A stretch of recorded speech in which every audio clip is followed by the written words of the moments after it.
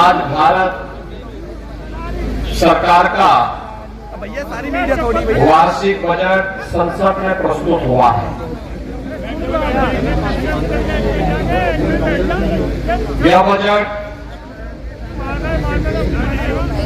भारत के 135 करोड़ लोगों के प्रगति, खुशहाली और उज्जवल भविष्य की एक विस्तृत रूपरेखा प्रस्तुत करता है। बजट में 25,000 किलोमीटर का रोड नेटवर्क,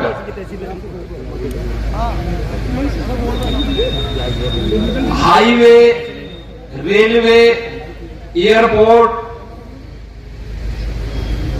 जलपोर्ट, इन सब के इंफ्रास्ट्रक्चर के निर्माण के लिए साथ ही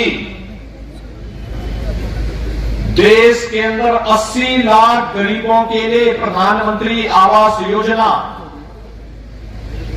60 लाख नौजवानों के लिए नई नौकरी, हर गांव में हर घर नल के माध्यम से शुद्ध पेयजल उपलब्ध कराने का लक्ष्य और देश के सभी गांवों में ऑप्टिकल फाइबर के माध्यम से 5G की सुविधा उपलब्ध कराने की एक बेहतरीन पहल प्रधानमंत्री मोदी जी ने की है। केंद्रीय यूनियन बजट को प्रस्तुत करने के लिए हम प्रधानमंत्री मोदी जी का आभार व्यक्त करते हैं, केंद्रीय वित्त मंत्री जी का आभार व्यक्त करते हैं। उत्तर प्रदेश को खासतौर पर इसका सर्वाधिक लाभ होना है, क्योंकि देश का सबसे बड़ी आबादी का राज्य है उत्तर प्रदेश, सबसे ज्यादा युवा उत्तर प्रदेश में, तो सबसे ज्यादा मकान भी यूपी को मिलेंगे और सबसे अधिक युवाओं को यूपी के ही नौकरी भी मिलनी है। और इसके लिए हम प्रधानमंत्री मोदी जी का अभिनंदन भी करते हैं। भाइयों बहनों, 2022 का उत्तर प्रदेश विधानसभा का चुनाव चल रहा है और ये चुनाव हम सबको बहुत सारी चीजें कह दे रहा है। चुनाव के पहले लोग अलग बात करते थे, चुनाव की प्रत्याशी घोषित होने के बाद लोगों ने दूसरी बात करने का आरंभ कर दी और कुछ लोगों ने तो प्रत्याशी घोषित होने के बाद वे इतने भयभीत हुए कि उन्होंने अपने प्रत्याशी भी बदल करके यहां पर पूरे समुदाय को एक बार फिर अपमानित करने का काम किया था। अभी मुजफ्फरनगर के दंगों के घाव शांत नहीं हुए थे कि प्रत्याशी बदल करके उन्होंने साबित कर दिया कि जब भी उनको अवसर मिलेगा तो किसी दंगाई को और किसी पेशेवर माफिया और अपराधी को संरक्षण देने में उनको कोई शर्म नहीं आने वाली, कोई निर्लज्जता नहीं होने वाली है। और इसलिए भाइयों बहनों, आज मैं सिवाल खास में विशेष रूप से आया हूं। आज मेरा कार्यक्रम वैसे यहां था नहीं, आज मेरा कार्यक्रम दूसरे जनपदों में था, मेरठ जनपद में नहीं था। और इसीलिए जब मैंने डॉक्टर सत्यपाल सिंह जी से पूछा, मैंने कहा कि सिवाल खास में क्या है, इन्होंने कहा कि हमारे चौधरी तो ठीक है, लेकिन एक बार आप आ ही जाते तो अच्छा रहता। क्योंकि पिछली बार याद करिए लोकसभा चुनाव में भी मैं आया था और भाइयों बहनों, लोकसभा चुनाव के दौरान भी मैंने आप सबसे अपील की थी। याद करिए 2019 में जब लोकसभा का चुनाव था, लोकसभा के पहले क्या स्थितियां थी, 2017 के पहले क्या स्थिति थी। 2017 के पहले हर तीसरे दिन एक दंगा होता था और दंगाइयों का मुंहतोड़ जवाब वही देगा जिसमें दम होगा ना। जब यहाँ के नौजवान उसका विरोध करते थे तो उन पे झूठे मुकदमे दर्ज कर दिए जाते थे, झूठे मुकदमे दर्ज हो जाते थे। बेटियों की सुरक्षा खतरे में थी, किसान परेशान था, नौजवान को नौकरी नहीं थी, गरीबों को शासन की योजना का लाभ नहीं मिल पा रहा था, किसान आत्महत्या करने के लिए मजबूर था। भाइयों बहनों, 2017 में सरकार बनी तो हमारी सरकार ने पहला फैसला क्या किया? 86 लाख किसानों का 36,000 करोड़ रुपए के कर्ज माफी का कार्यक्रम किया था और मेरठ जनपद में भी 1 लाख किसानों का कर्ज माफ हुआ था। 1 लाख किसानों का।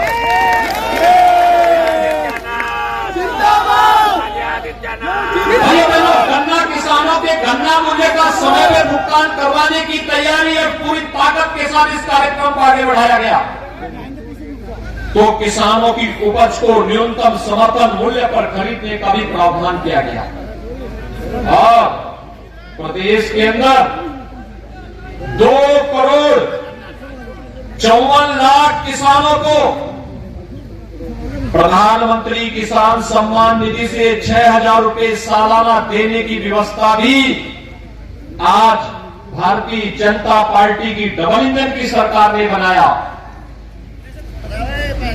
हम लोगों की जब सरकार आई थी, हमने पहला फैसला किसानों की ऋण माफी की किया था, दूसरा फैसला अवैध बूचड़खानों को बंद करने का भी किया था और तीसरा फैसला बेटियों की सुरक्षा के लिए भी किया था। बेटी तो बेटी होती है, सबकी होती है।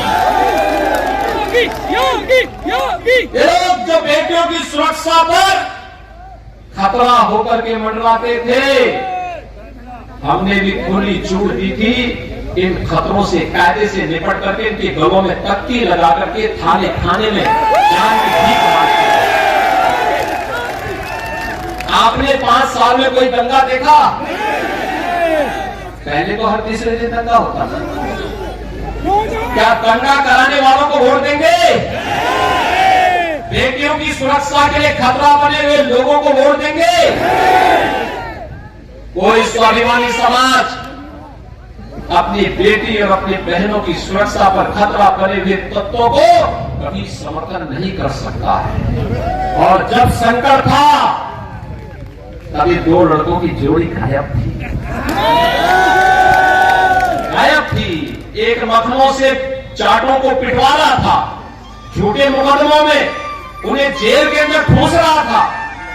गौरव और सचिन जैसे नवयुवक मारे जा रहे थे तो व्यक्ति उन दंगाइयों को अपने मुख्यमंत्री आवास पे बुला करके सम्मानित करता था। आज शर्म नहीं आती इन लोगों को आपके पास आकर के फिर से गुहार करने की।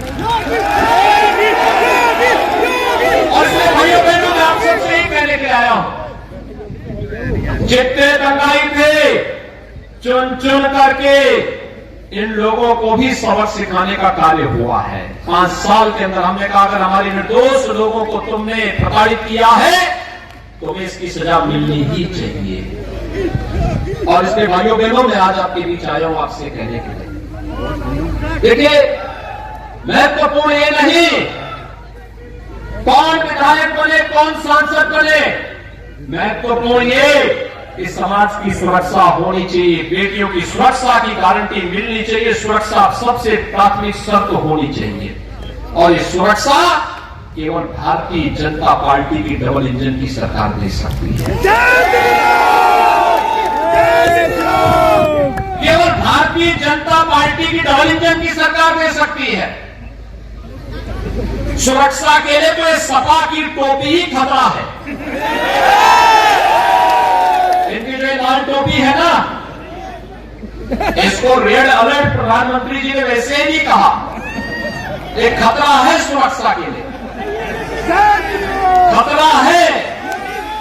इस लाल टोपी का मतलब दंगा, इस लाल टोपी का मतलब हिस्ट्री सीटर, इस लाल टोपी का मतलब राह चलते हुए नागरिकों के साथ राहजनी, इस लाल टोपी का मतलब किसानों के खेत से ट्यूबवेल और वहां के पंपिंग सेट का चोरी हो जाना,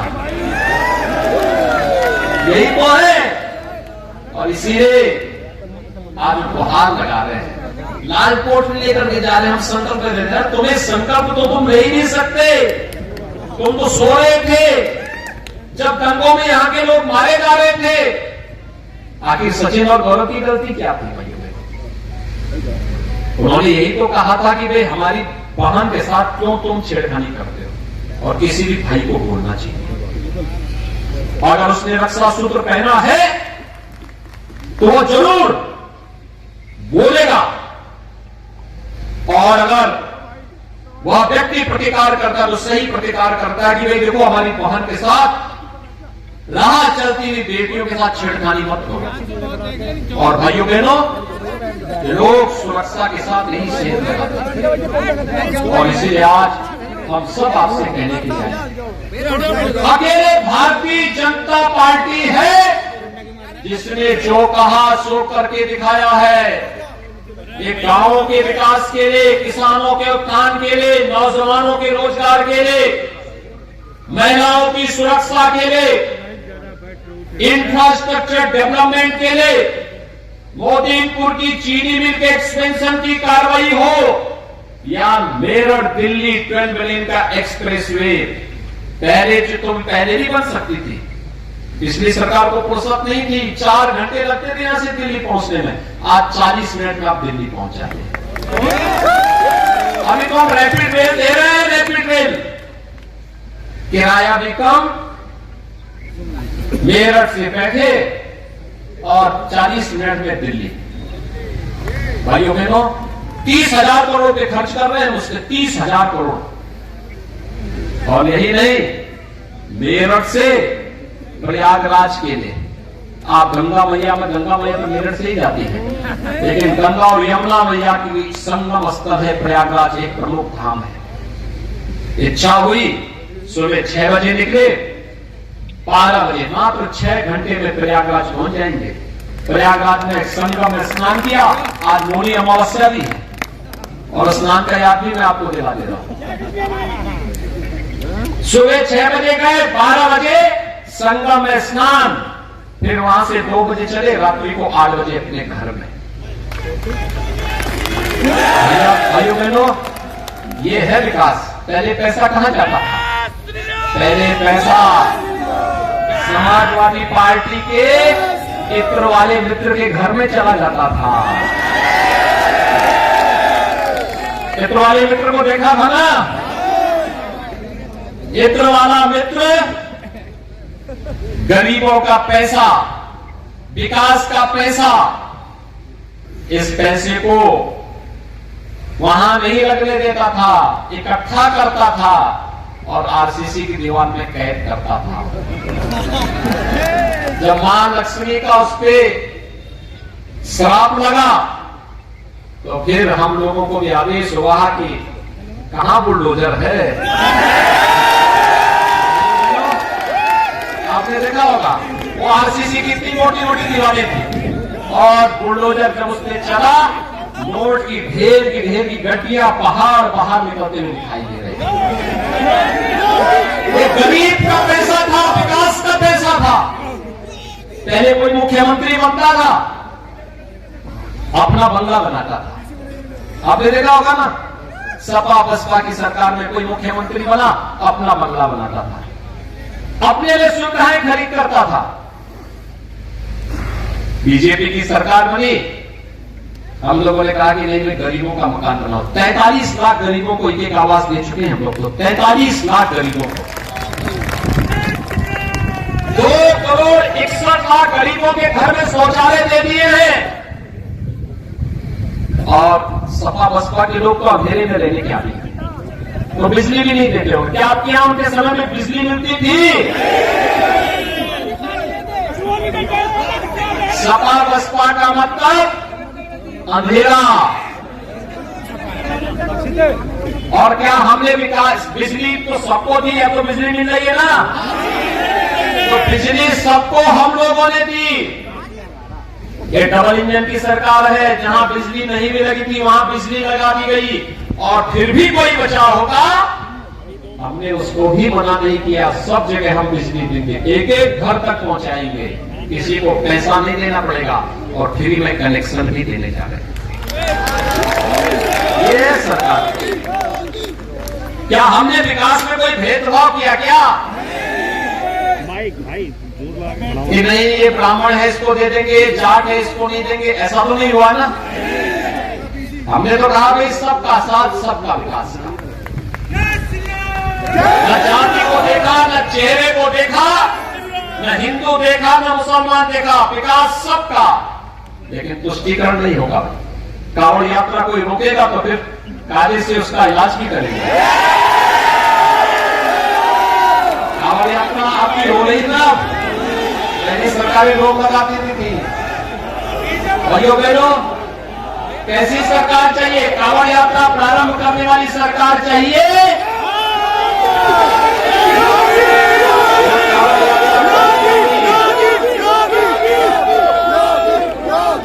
और इसीलिए भाइयों बहनों मैं आपके बीच में आया हूं आपसे कहने के लिए, आप में से ये कोरोना कालखंड है। कोरोना में फ्री में टेस्ट, फ्री में उपचार, फ्री में वैक्सीन, कितने लोगों ने वैक्सीन लगाई है? अभिनंदन आपका। जिन्होंने वैक्सीन ले ली है बहुत अच्छा किया, दोनों डोज लगाइए। जिन्होंने अभी नहीं ली उनको समझाइए ये कोरोना महामारी, इससे बचाव का एक ही उपाय है और वह है वैक्सीन। वैक्सीन की डोज लगाइए। प्रधानमंत्री मोदी जी के प्रति आभार व्यक्त करिए कि दुनिया की सबसे प्रभावी वैक्सीन मोदी जी के मार्गदर्शन में भारत ने बनाई है। और डबल इंजन की सरकार है तो डबल डोज राशन की भी गरीबों को उपलब्ध कराया जा रहा। 15 करोड़ लोगों को हम उत्तर प्रदेश में डबल महीने में 2 बार राशन दे रहे हैं, जिससे कोरोना में किसी को इधर उधर भटकना न पड़े। हमारे नागरिक हैं तो उनकी चिंता हमें ही करनी है। पहले हमारे युवाओं के लिए नौकरी निकलती थी और ये डबल जोड़ी की जो आई ना, 2 लड़कों की जोड़ी, इनमें से एक जोड़ीदार अपने चाचा के साथ वसूली में निकल पड़ते थे। अब मेरा तो सिविल खास का नंबर नहीं आता था। हमारे समय में तो जब मैं लोकसभा चुनाव में आया था डॉक्टर सत्यपाल सिंह जी के यहाँ बागपत के एक गांव में, इन्होंने कहा था मैं यहां से जीतूंगा। मैंने कहा कैसे? इन्होंने कहा चलिए, इस गांव में 27 हमारे 4 नौजवान पुलिस में भर्ती हुए हैं। बीजेपी की सरकार के समय हुआ। पहले तो आपका चेहरा देख करके आपको बाहर कर दिया जाता था, नहीं तो पुलिस में भर्ती नहीं हो सकती, छांट दिया जाता था, क्योंकि सेवाई घराना उसमें हावी हो जाता था। लेकिन भाइयों बहनों, आज मैं आप सबसे कहने के लिए आया हूं, 5 लाख नौजवानों को सरकारी नौकरी दी, कानून व्यवस्था की बेहतर स्थिति हुई तो लोगों ने निवेश किया। 1 करोड़ 61 लाख नौजवानों को हम लोगों ने रोजगार और नौकरी के साथ जोड़ा। और अब तो उत्तर प्रदेश का नौजवान भी ओलंपिक में मेडल लाएगा, क्योंकि हम लोगों ने मेजर ध्यानचंद जी के नाम पर एक स्पोर्ट्स विश्वविद्यालय भी मेरठ में दिया। ये विकास है। गरीब को राशन भी है, गरीब को विकास भी है। एक तरफ विकास है, दूसरी तरफ माफिया की छाती पर बुलडोजर भी है। और ये वही कर सकता है जिसकी सोच ईमानदार हो और काम दमदार हो। आपको ईमानदार सोच और दमदार काम वाली सरकार चाहिए ना, तो भाजपा देगी। मनिंदर पाल सिंह जी को भारी वोट से जिता करके भेजेंगे। दोनों हाथ ला करके मेरे सामने संकल्प होकर के बोलो।